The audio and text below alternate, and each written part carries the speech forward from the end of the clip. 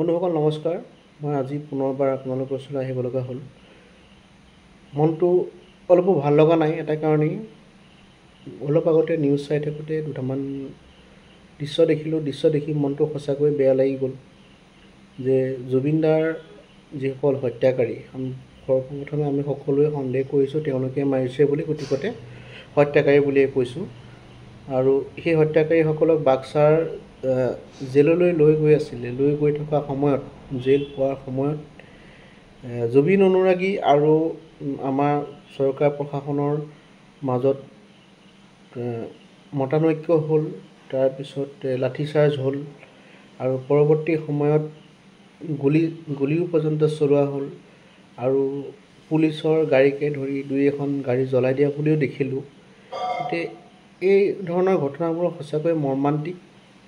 আৰু মই সমূহ ৰাইজক হাতযোৰ কৰি অনুৰোধ কৰিছোঁ যে জুবিনদাৰ ন্যায় বিচাৰৰ ক্ষেত্ৰত আমি কোনো ধৰণৰ যাতে উচ্ছৃংখল পৰিৱেশৰ সৃষ্টি নকৰোঁ।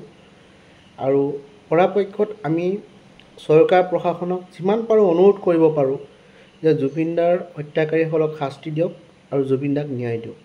সেইটো আমি কৰিব পাৰোঁ। আৰু তাৰ কাৰণে আমি যি ডিজিটেল সংগ্ৰাম, আমি জাষ্টিছ ফৰ জুবিন বুলি সকলোৱে লিখি আছোঁ। ইতিমধ্যে 10 লাখৰো ওপৰ হৈছেগৈ জাষ্টিছ ফৰ জুবিন বুলি লিখা। আৰু এনেধৰণে লিখি আমি প্ৰতিবাদ সাব্যস্ত কৰিব পাৰোঁ যে জুবিনদাৰ দোষীক শাস্তি দিব লাগে আৰু সেয়াই আমাৰ কাম্য। কিন্তু কিছুমান অপ্ৰীতিকৰ ঘটনা ঘটাটো আমাৰ কাৰণে অতি দুৰ্ভাগ্যজনক কথা। কাৰণ আমি কোনোৱে আকাংক্ষা নকৰোঁ যে, কোনোৱে নিবিচাৰোঁ জুবিনদাৰ কাৰণে আমি গৈ বিশৃংখল পৰিৱেশৰ সৃষ্টি কৰিম বা জুবিনদাৰ কাৰণে আমাৰ কোনোবা এজন ব্যক্তি আমাৰ মাজৰ পৰা আকৌ হেৰাই নাযাওক। সেই ধৰণৰ পৰিৱেশ আমাৰ কাম্য নহয় আৰু আমি কৰিব নিবিচাৰোঁ। আৰু মই সকলোকে নকৰিবলৈ বাৰে বাৰে অনুৰোধ কৰিম। আমি জানো জুবিনদা আমাৰ সকলোৰে কাৰণে অতি মৰমৰ, যিটো কোনো ভাষাৰে ব্যক্ত কৰিব নোৱাৰে। কাৰণ আমি সুস্থ সবল ব্যক্তি, আমাৰ জোচ আছে, এনাৰ্জি আছে, আমি আন্দোলন কৰিবলৈ ওলাই যাব পাৰোঁ। সেয়া আমি দেখুৱাব পাৰিম যে জুবিনদাক আমি ভাল পাওঁ বুলি বা কৰি আছোঁ, আন্দোলন কৰিছোঁ, বিভিন্ন ধৰণে আমি প্ৰতিবাদ সাব্যস্ত কৰিছোঁ। কিন্তু এজন লাঠি লৈ অহা বৃদ্ধইও জুবিনদাৰ কাৰণে চকু পানী টুকি আছে। তেওঁ কি কৰিব? তেওঁতো একো কৰিব নোৱাৰে।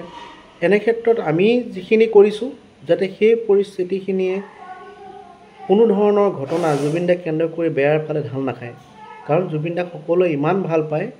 আজি এজন শিশুৰ পৰা ধৰি এজন 70-80 বছৰীয়া ব্যক্তিও জুবিনদাৰ নাম শুনিলে, জুবিনদাৰ কথা শুনিলে চকুৰ পৰা চকু পানী নিগৰাই দিয়ে।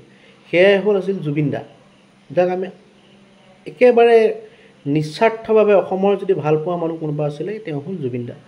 আৰু এইটো সকলোৱে স্বীকাৰ কৰে। আজি এইটো নহয় যে মই ভাল পাওঁ আপুনি বেয়া পায়, কোনোবা চৰকাৰ প্ৰশাসনৰ মানুহে বেয়া পায়।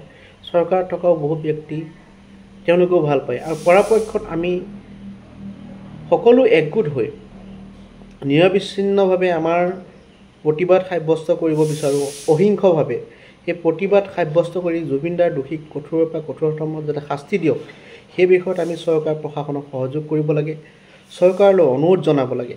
কিন্তু হিংসাৰ আশ্ৰয় লৈ নহয়, যাতে অপ্ৰীতিকৰ ঘটনা কেতিয়াও নঘটক। আৰু মই কেতিয়াও কাম্য নকৰোঁ কোনোবাই কোৱাৰ দৰে যে অসমখন নেপালৰ দৰে হওক, সেইটো কেতিয়াও হ'ব নোৱাৰে। অসম অসমেই থাকিব, অসম কেতিয়াও নেপালৰ দৰে পৰিস্থিতি নহওক। আমাৰ অসমৰ প্ৰতিটো সম্পদ আমাৰ সম্পদ। কোনো ধৰণৰ বস্তু আমি নষ্ট হ'বলৈ দিব নোৱাৰোঁ। ক্ষুদ্ৰাতি ক্ষুদ্ৰ বস্তু আমাৰ অসমৰ জনসাধাৰণৰ সম্পদ। প্ৰতিজন ব্যক্তিয়ে আমাৰ খুব মৰমৰ, প্ৰতিজন বিষয়াই আমাৰ খুব মৰমৰ। গতিকতে তেনেকুৱা ধৰণৰ নেপাল সদৃশ পৰিৱেশ সৃষ্টি নহওক। আৰু চৰকাৰেও আমাৰ জনসাধাৰণে যিটো বিচাৰিছে, আমি যিখিনি বিচাৰিছোঁ সেইখিনি যাতে জনসাধাৰণে বুজি পোৱাকৈ, জনসাধাৰণৰ বোধগম্য হোৱাকৈ যদি বুজাই দিব পাৰে বা জনসাধাৰণৰ লগত সমিলমিল পৰিস্থিতি এটা সৃষ্টি কৰি যদি চৰকাৰে জনসাধাৰণক আশ্বাস দিব পাৰে, জনসাধাৰণে নিশ্চয় বুজিব। আৰু আমি জনসাধাৰণ হিচাপে আমাৰ দায়িত্ব আছে, আমি চৰকাৰক সহযোগ কৰা, আইন কানুন প্ৰক্ৰিয়াত সহযোগ কৰা, তেনেকুৱা কৰা। আৰু জাষ্টিছ বস্তুটোৱে অকণমান বুজিবলৈ কঠিন নিচিনা বস্তু। কাৰণ ঘপকতে কিবা এটা বস্তু জাষ্টিছ বুলি ক'লে দি দিয়া নহ'ব। আৰু ঘপকতে যদি আমি দিবলৈ যাওঁ সেইটো কেতিয়াও জাষ্টিছ হ'ব নোৱাৰে। জাষ্টিছ হ'বলৈ হ'লে এজন মানুহক সম্পূৰ্ণ বিচাৰ প্ৰক্ৰিয়া এথিকেলি তেওঁৰ যিটো প্ৰাপ্য হয় সেই প্ৰাপ্যখিনি দিয়াটোৱে হ'ল যুক্তিসংগতভাৱে এজন মানুহে বিচৰা প্ৰাপ্যখিনি দিয়াটোৱে হ'ল জাষ্টিছ অৰ্থাৎ ন্যায়। গতিকে আমি ন্যায় পাবলৈ হ'লে আমি সকলো সজাগ থাকিব লাগিব, সহমত থাকিব লাগিব, সতৰ্ক থাকিব লাগিব, অহিংস হ'ব লাগিব।